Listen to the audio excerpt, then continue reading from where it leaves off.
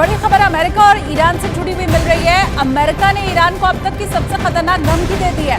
America ने Iran को दो टूक कह दिया है कि वो जंग लड़ने के लिए तैयार है। अगर ईरान ने या फिर उसके समर्थन वाले चरमपंथी संगठन हिजबुल्लाह ने इजराइल पर हमला किया तो अमेरिका सीधे सीधे अपनी सेना लेकर युद्ध में कूद जाएगा। अमेरिका की ईरान को ये बड़ी धमकी है, क्योंकि अब तक अमेरिका ईरान को इजराइल से दूर रहने की चेतावनी तो देता आ रहा था, लेकिन इतने कड़े शब्दों का इस्तेमाल उसने पहली बार किया है। इस बार उसने साफ साफ ये कह दिया है कि अगर ईरान ने इजराइल को चोट पहुंचाई तो उसे अमेरिका से सीधा मुकाबला करना होगा।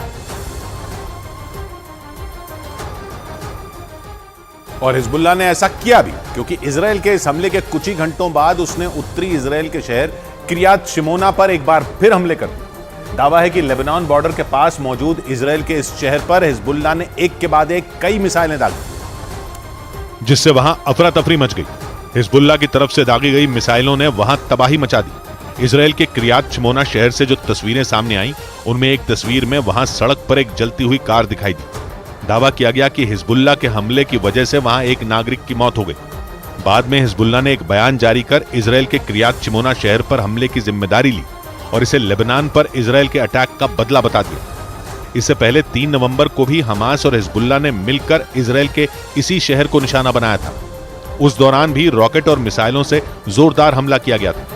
एक रिपोर्ट के मुताबिक हिजबुल्लाह और इजरायली सेना के बीच महीने भर से चल रही झड़पों में दक्षिणी लेबनान में 14 नागरिकों की मौत हो चुकी है। लेबनान में आतंकी संगठन हिजबुल्लाह के ठिकाने पर इजराइल की सेना ने अब तक का सबसे बड़ा हमला किया है। आईडीएफ ने दावा किया है कि उसने लेबनान में हिजबुल्लाह के उन ठिकानों को नष्ट किया है जहां से आईडीएफ पर रॉकेट दागे गए थे। और हिजबुल्लाह चीफ हसन नसरल्लाह की इजराइल को तबाह करने की धमकी के बाद आईडीएफ ने लेबनान में आतंकी संगठन के ठिकानों पर बमों की बारिश कर दी, जिसका वीडियो भी सामने आया है, जिसमें इजराइल लेबनान बॉर्डर पर भीषण विस्फोट के बाद काले धुएं का गुब्बार आसमान में उठता दिखाई दिया। इजराइल के मुताबिक उसने लेबनान सीमा के पास कई आतंकवादी ठिकानों पर हमला किया और इस हमले में हिजबुल्लाह को भारी नुकसान का भी दावा किया। मतलब ये हुआ कि नेतन्याहू ने युद्ध विराम से जुड़े अमेरिका के सुझाव को मानने से इनकार कर दिया। वैसे नेतन्याहू पहले भी कई बार युद्ध विराम से मना कर चुके हैं और उनके हर बयान के बाद गाजा पर हमले तेज कर दिए गए और एक बार फिर उन्होंने हमास को खत्म करने की कसम दोहराई। और इजराइल की वायुसेना के अधिकारियों से इस बारे में बात की, क्योंकि इजराइल गाजा में लगातार एयर स्ट्राइक कर रहा है। उसके बमों की बारिश ने गाजा को उजाड़ कर रख दिया। 7 अक्टूबर से पहले जिस गाजा पट्टी में ऊंची ऊंची इमारतें थीं, वो खंडहर में बदल गई। इजराइल ने हमास के ठिकानों की बर्बादी के नाम पर इतने बम बरसाए कि गाजा शहर में चीख पुकार मच गई, जिसके बाद इजराइल पर युद्ध विराम का चौतरफा दबाव बनने लगा। लेकिन गाजा की सूरत बदलने वाले इजराइल पर कोई असर नहीं पड़ा।